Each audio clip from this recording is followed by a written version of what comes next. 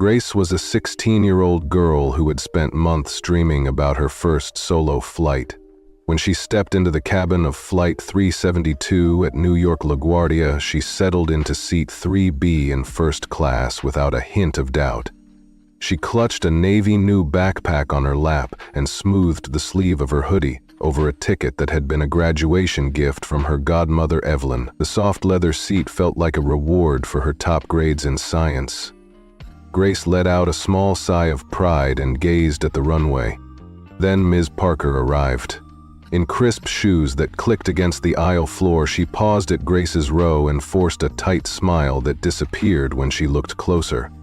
"I think you are in the wrong place," she said, her voice loud enough that nearby passengers all turned their heads. Grace shook her head, reached into her hoodie pocket, pulled out her boarding pass and said, "I'm in seat 3B. A stiff silence fell. Ms. Parker's lips tightened and her voice turned cold as ice. Grace felt her cheeks flare. You can imagine how hot shame burned inside her. She could feel everyone's eyes, yet nobody offered a single word of support. No one lifted a finger to speak up or ask if she was okay. The attendant crossed her arms and said, "You need to move now." Grace clenched her hands around her backpack straps and nodded slowly. She stood up and walked toward economy class with her head bowed and her heart pounding in her chest like a drum. Her tears stayed hidden behind the window glass. In the back of the plane, Grace found a narrow window seat and sat down carefully. She tucked her bag under the seat and stared at the runway again. She thought about every rule she had followed and every reward she had earned and felt the shock of injustice settle in her bones. Then she opened her phone and typed a message to Evelyn telling her what had happened. Within seconds, the screen lit up with a reply. "Stay right where you are. I will handle this." Back at the front cabin, Ms. Parker stood in the galley sipping a cold cup of water as if everything was normal. A young attendant named Luis leaned in and said that he had seen Grace with a real ticket. Ms. Parker laughed softly and said, "Lots of things look real." Then she added, "I know what I am doing. I fixed it." But before she could move, Luis stepped back with a worried look. He knew they had crossed a line. Overhead, the pilot's phone lit up with an urgent message from ground control. The engines idled and the captain announced over the intercom, "We will remain at the gate a bit longer due to safety procedures." Passengers groaned and checked watches, but nobody could argue. Grace watched Miss Parker's stiff smile falter as she glanced toward the cockpit door. The energy in the cabin shifted, and a slow murmur began among the seats. Grace sat calm and small in that economy chair and allowed herself a quiet smile, knowing that justice was about to take off. Miss Parker stopped at the edge of Grace's seat. A white-knuckled smile bloomed on her lips. Her voice caught in her throat when she spoke. "I'm sorry for the mistake," she said, but it sounded hollow. Grace looked up at her, calm and steady. "You told me I didn't belong," Grace said softly. "You made a choice to humiliate me." Miss Parker blinked. The eyes of every passenger in first class were upon them. An elderly woman with pearl earrings clutched her handkerchief. A businessman in a navy blue blazer sat frozen, his tea untouched, on the tray in front of him. Grace's words echoed in the cabin. "You scanned my ticket, saw that it was valid, then dismissed me because of how I look. Why did you assume I didn't belong?" The question hung like a spotlight. Ms. Parker's cheeks flushed red. Grace had exposed her racism in front of half a dozen witnesses. She swallowed hard and managed to whisper, "I misjudged you." Her apology was barely more than a breath. The silence that followed was heavy. Grace stood and slipped her backpack over her shoulder. She turned her back on Ms. Parker, then pivoted and said, "Escort me back to my seat. I want everyone to see that you admit you were wrong." The captain's orders still held the plane at the gate. Grace's godmother was watching from ground control. Everyone here would know Ms. Parker had acted out of bias, not policy. Passengers leaned forward, murmuring among themselves. Some avoided eye contact, ashamed. A little boy peered curiously from behind his mother's hair. As Grace walked toward first class, her heels clicking softly on the aisle carpet, Ms. Parker followed a few paces behind. With each step, the tension ratcheted higher. Grace's chest tightened with nerves, but she refused to look down. She remembered her godmother's steady voice. "Hold on, I'm not done yet." The thought steadied her, like a lighthouse beam cutting through fog. Every person along the aisle turned to watch this slow procession of justice. When Grace reached seat 3B, she paused. Ms. Parker hesitated, then cleared her throat. I'm sorry," she said again, barely audible. Grace shook her head once and smiled gently. "That's enough," she said. The seat was wide and soft, the same one where she had first felt proud so many hours ago. She sat down, placed her book on the side table, and arranged her backpack neatly at her feet. Her posture was graceful and dignified.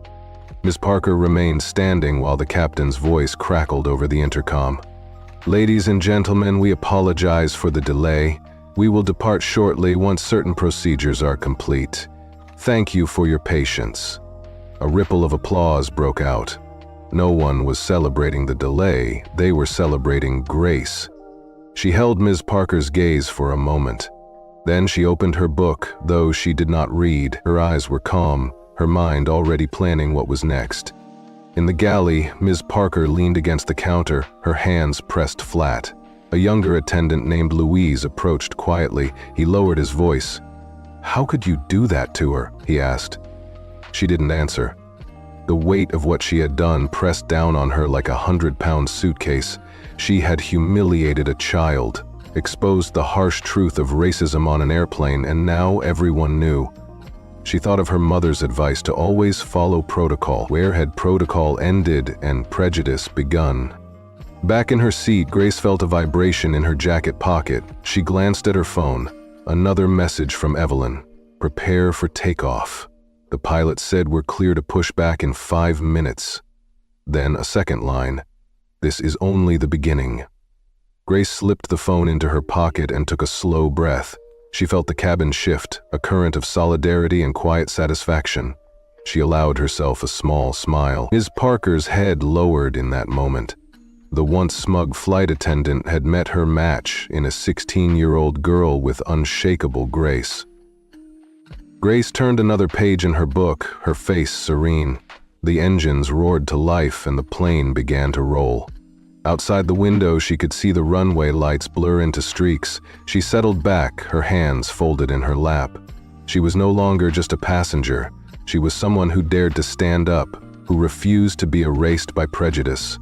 And she would indeed watch the storm she had set in motion, because the flight wasn't going anywhere until the world learned what had happened today. Grace could hear every shallow breath Ms. Parker took as she stood in the galley, her palms pressed flat against the countertop. Louise had cornered her with the blunt question, "You really messed up, didn't you?" He reminded her that Grace was not just some kid. Her godmother was Director Evelyn Brooks at the FAA. Ms. Parker's throat tightened as she muttered that she had followed protocol. Louise shook his head and said she had assumed things based on Grace's appearance. His words cut through her like ice. There was no easy way out now. Back in her seat, Grace felt the cabin's atmosphere shift. The silence had transformed from polite ignorance into heavy discomfort. Passengers who had once avoided her gaze now whispered behind their hands. She sipped water from a small plastic cup and watched the overhead bin lights flicker. The usual whir of pushback motors and the rumble of taxiing were conspicuously absent. It was clear to everyone that the plane was not going anywhere. In the cockpit, Captain Monroe's hands rested calmly on the control yoke even as his mind raced. The FAA operations manager, James Sandler, had just called back with more orders. This was no longer a simple inquiry.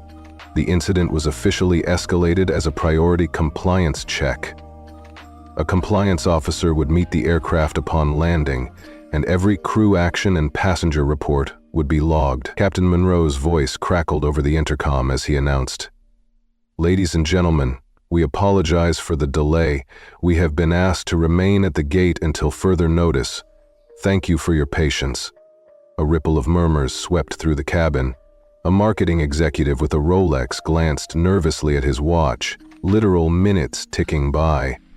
A retired school teacher muttered under her breath that she had never seen a compliance check for one passenger. Grace folded her hands in her lap, her new name feeling more like armor than ever. She knew exactly why this was happening, and it wasn't about procedure. It was about making sure no one else would ever get away with silencing her. Her phone buzzed against her thigh. She glanced at the screen to read a terse message from Evelyn. "The FAA board has flagged this flight. We're logging every crew action. If anything else happens, notify me immediately." Grace slid the phone back into her bag and exhaled slowly. She felt no fear now, only resolve. Around her, passengers shifted in their seats, unwilling witnesses to the unraveling of Ms. Parker's authority. In the galley, Ms. Parker paced in a tight pattern, her heels clicking on the aisle carpet as if trying to escape her own thoughts. She had hoped Captain Monroe's intercom announcement would settle the matter, but instead, it had magnified her mistake. She replayed the moment she demanded Grace vacate her first-class seat without verifying the manifest. Bias, prejudice, discrimination. These words swirled in her mind and refused to be silenced. Outside the window, ground crew vehicles in bright orange and yellow inched toward the jet bridge. The aircraft remained motionless at Gate 22 for nearly 45 minutes, an eternity measured in American minutes.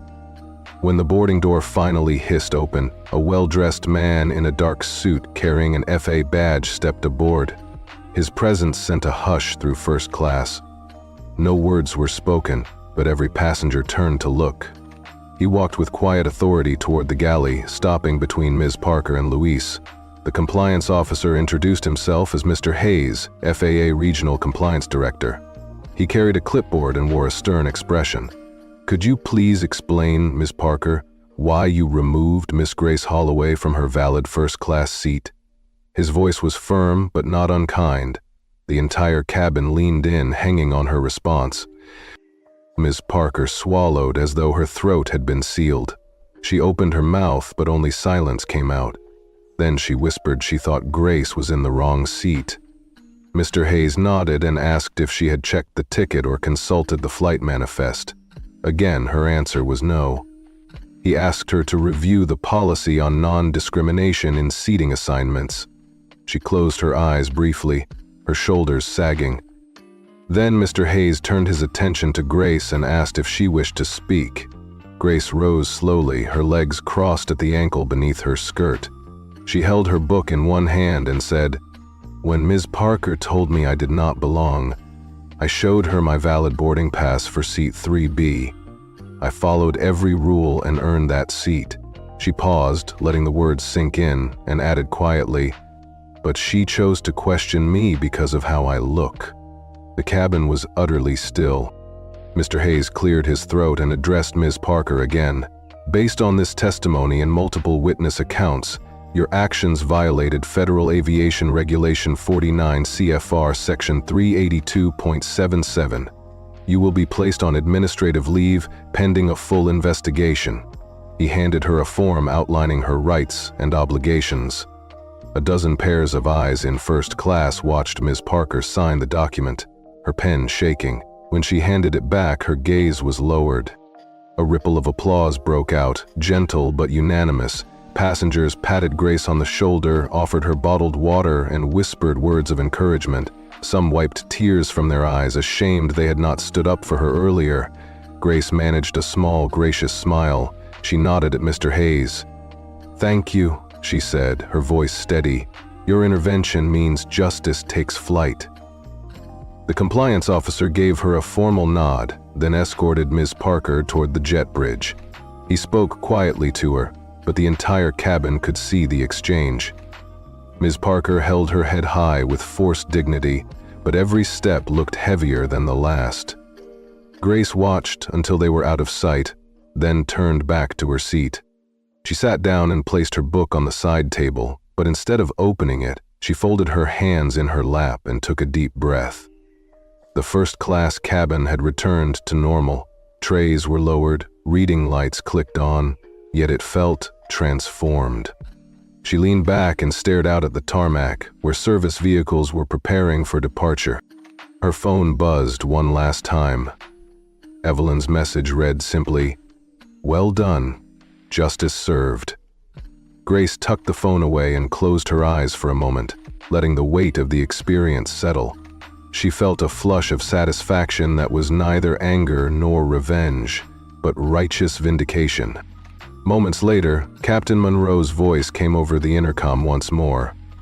"Ladies and gentlemen, we are cleared for departure. Thank you for your patience." The engines roared to life and the aircraft began to taxi. As the plane turned onto the runway at about 20 miles per hour, Grace felt the familiar hum beneath her feet. She allowed herself a final smile. Outside the window, runway lights whizzed past in long streaks of white and amber. Inside, Grace straightened her posture and picked up her book. She opened to the first page, though she was not there yet. Today, she had authored a new chapter in her own story, one written in bold strokes of dignity, courage, and the satisfying echo of justice. And for every passenger who had witnessed her stand, it was a reminder that prejudice would never fly unchallenged under her watch.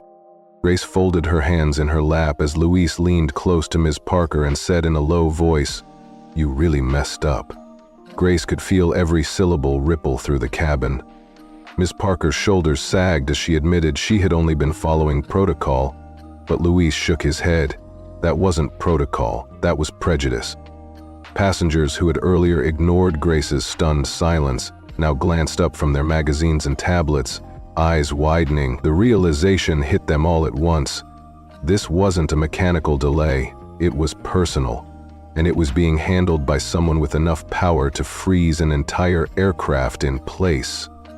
In the cockpit, Captain Monroe's fingers tapped softly against the armrest, even as he listened to another call. Devin Mercer, senior investigator with the FAA, had made it clear Ms. Parker's actions were under formal investigation, and on landing, she would be escorted to a secure area for questioning.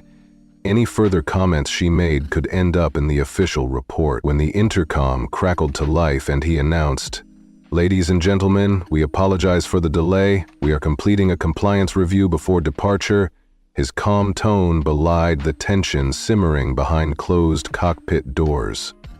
Below, the engines idled without the familiar rumble of pushback. Grace took a deep breath and let it out slowly. She was no longer the frightened teenager who had been marched to the back of the plane with her head bowed. She was centered, grounded, like the aircraft beneath its wheels, drawing strength from the injustice that had finally been exposed. Around her, first class felt more like a silent courtroom than a luxury cabin, rows of witnesses seated in leather seats, their faces illuminated by soft overhead lights. An older woman in a pearl necklace dabbed at her eyes as though ashamed of her earlier indifference, and a young man in a navy blazer avoided Grace's direct gaze. Grace allowed herself a small, serene smile. In the galley, Ms. Parker remained seated on the metal jump seat, elbows on her knees, her forehead resting in one palm. She hadn't spoken since Louise's blunt assessment. The same silence she once wielded to control passengers now pressed in on her like an accusation. Her hands trembled slightly, and her thoughts repeated the cruel words she had spoken aloud. "Where are your parents? You don't belong here. Move to the back." At the time, those commands had felt like the exercise of authority.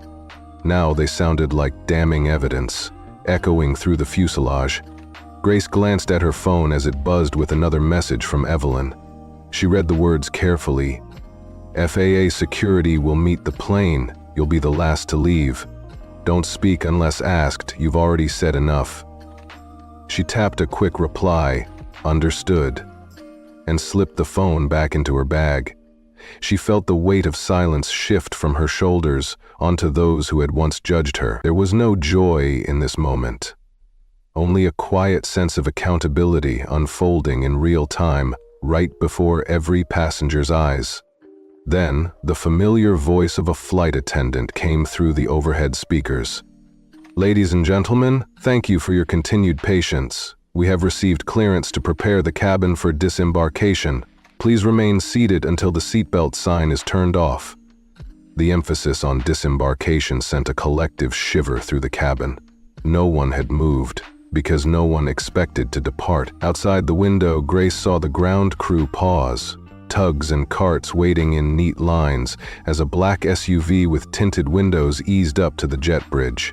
Two uniformed officers, one wearing an airline badge and the other bearing the seal of the FAA, stood ready. Ms. Parker rose slowly as the officers boarded, each click of her shoes on the aisle carpet a punctuation mark in the charged hush. She offered no resistance as they spoke softly to her, then guided her through the curtain toward the jet bridge. Not a single passenger stirred. Grace remained seated, her legs crossed at the ankle, her hands folded in her lap. The cabin lights glowed softly over every witness as Ms. Parker disappeared. Grace allowed herself a steady breath, her posture unyielding. A hush fell over first class as Grace stood and retrieved her navy Moonal backpack. She gave a small nod to an elderly woman who had offered a sympathetic smile and to the businessman who lifted his brow in silent apology. "Thank you," Grace said quietly, her voice calm and measured. She stepped onto the jet bridge and felt the cool rush of outside air on her face.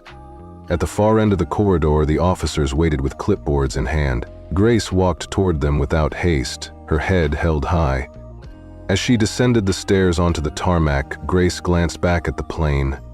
Flight 263 sat perfectly still at Gate 22, its engines dark against the twilight sky. She realized that by refusing to be small, by refusing to be swept aside, she had forced an entire system to reckon with its own bias. The justice served today was neither loud nor vengeful. It was quiet, impartial, and undeniably powerful. The officers escorted Grace toward the waiting SUV. She felt the cool vinyl seat beneath her as she settled into the back seat, the doors closing with a reassuring click. A final glance through the tinted window showed Captain Monroe watching from the cockpit door, his expression respectful. Grace offered him a small, grateful nod. The black SUV pulled away, its tires humming against the service road.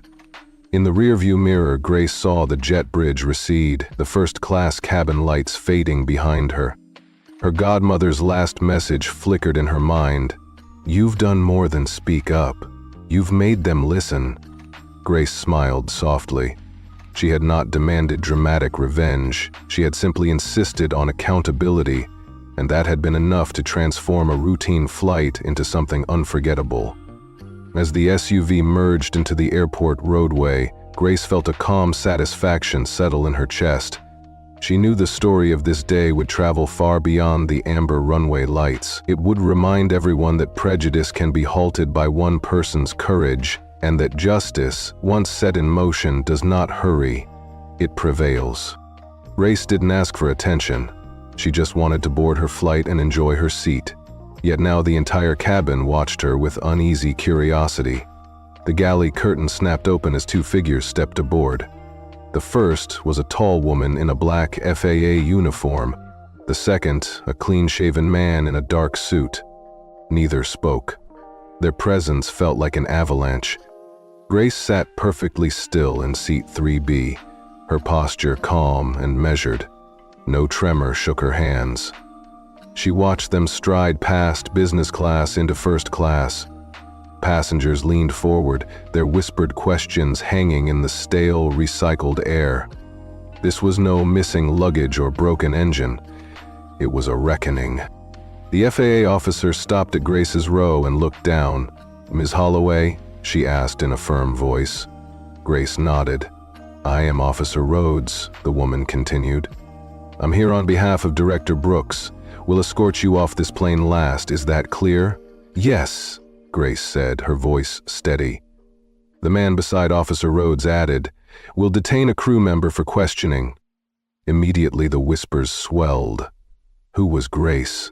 Why was the crew member under arrest? Passengers craned their necks toward the galley. A hush fell over first class as Ms. Parker emerged, pale and shaking. She moved slowly, escorted by an airline supervisor and a security guard. Though she wore no handcuffs, she might as well have been cuffed. Every eye fixated on Ms. Parker, the woman who had yelled at Grace just hours earlier. She glanced at Grace, her eyes trembling with shame. But Grace didn't flinch. She held her gaze without anger, without pity. That quiet defiance cut deeper than any shouted apology. Ms. Parker stepped into the jet bridge and disappeared. No applause broke out. No one cheered. Instead, the silence pressed down like a jury's verdict. One business-class passenger leaned to his neighbor and whispered, "She's the reason we never left the gate." Another muttered, "Her career is over." Back in the galley, Ms. Parker faced an FAA representative with a clipboard. She had once prided herself on never being the problem. Now she was under bright lights and sharp questions. The intercom buzzed again. "Ladies and gentlemen, we will begin disembarkation shortly. Please remain seated until the seatbelt sign is off." Passengers waited, some shifting uncomfortably, all fully aware this was no routine delay. Luis, the kind junior attendant, found Grace and quietly said, "They'll call you when it's your turn." Grace nodded. "Thank you," she whispered, though he had done more than mere courtesy would allow. A senior advisor cleared her throat and slid a summary across the table. Not one first-class passenger was questioned. Grace never raised her voice, never flinched. The words hung in the air like a gale. Raines finally nodded. "We have a brief window to fix this before it becomes national news." Legal counsel confirmed Ms. Parker's immediate suspension without pay, and the FAA's expectation of full cooperation left no room for negotiation. No one objected. Within minutes, the board drafted a sweeping memorandum: mandatory bias training for every flight attendant, strict ticket verification protocols, new procedures for handling complaints involving minors, and a direct reporting line between the airline and the FAA for any incident of discrimination. Raines set his jaw. "When this hits the press, we'll show the world we've changed something real." Across town, Grace sat curled in an armchair in her godmother's quiet hotel suite, oversized hoodie and a warm cup of tea in hand. Overhead, the runway lights flickered through the window pane. Her heart still fluttered from the day's events, but she felt a surprising calm. Evelyn Brooks, Director of Aviation Safety at the FAA, leaned back in her own chair with a soft smile. "You don't have to relive it all tonight," Grace offered. Evelyn shook her head. "I'm not tired." Grace looked at her steaming tea. "You always said change is slow." Evelyn glanced at her laptop. "It is, but brave honesty can speed things up." Grace's fingers tightened around the cup. "I didn't feel brave." Evelyn placed a reassuring hand on her granddaughter's shoulder. "You didn't need courage. You simply spoke the truth." Below, on the tarmac, another plane lifted into the night sky, its engines roaring softly in the distance. Someone aboard that flight likely felt invisible, just as Grace once had. Now Grace closed her eyes, letting the warmth settle in her chest. She didn't need a formal apology or front-page headlines. As Evelyn leaned forward to draft the final lines of the policy proposal, Grace whispered into the quiet suite, "Thank you." And with that, a new chapter began, not with vengeance, but with a powerful, lasting shift toward justice. "You don't have to be famous," Evelyn said softly as Grace stared out at the twinkling tarmac lights. "They just need to know what happened and why it mattered." Grace's throat tightened. "Do you think it'll really change anything?" Evelyn took a slow sip of coffee. "It already has." By week's end, every major news outlet had picked up the story. Morning shows replayed the silent footage of Grace walking calmly down the jet bridge. Civil rights groups issued statements. Hashtags like "Grounded Girl" trended, not because she screamed or raged, but because she refused to speak until the truth spoke for her. In airports from Boston to Los Angeles, employees whispered about the first-class incident not as gossip, but as a lesson in dignity. Inside the airline's headquarters, CEO Martin Raines announced permanent termination for Ms. Parker, mandatory bias trainings, and a two-step ticket verification process. Unions demanded stronger whistleblower protections. Boarding procedures were rewritten. A quiet revolution had begun. No fanfare, but unshakable. Months later, Grace sat in a community hall surrounded by curious teens. "Were you scared?" one asked. She smiled gently. "A little, but I knew I didn't do anything wrong, and I knew someone had my back." In that hush, the power of silence carried louder than any roar. Grace sat on the porch with Evelyn, legs tucked beneath her, sipping warm apple cider as the sunset bathed the yard in gold. It felt peaceful, but Grace couldn't forget the sharp sting of Ms. Parker's words that day. "You don't belong here."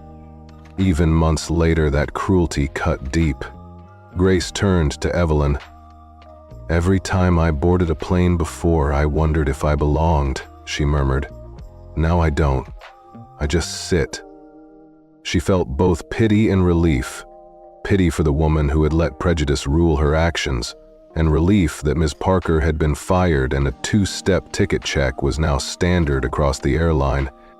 The world had shifted. The CEO announced bias training in shared boardrooms. Flight attendants found themselves retrained monthly, and whistleblower protections went from paper promises to real policies. One phone call, one girl's quiet resolve, had forced an entire system to halt at 30,000 feet. Grace leaned back, studying the fading sky. She didn't need revenge or a protest sign. Truth had been her weapon, and it had been enough. The sky was open to her again, and so was respect, for her and for every passenger, with nothing more than a ticket and the right to be treated fairly.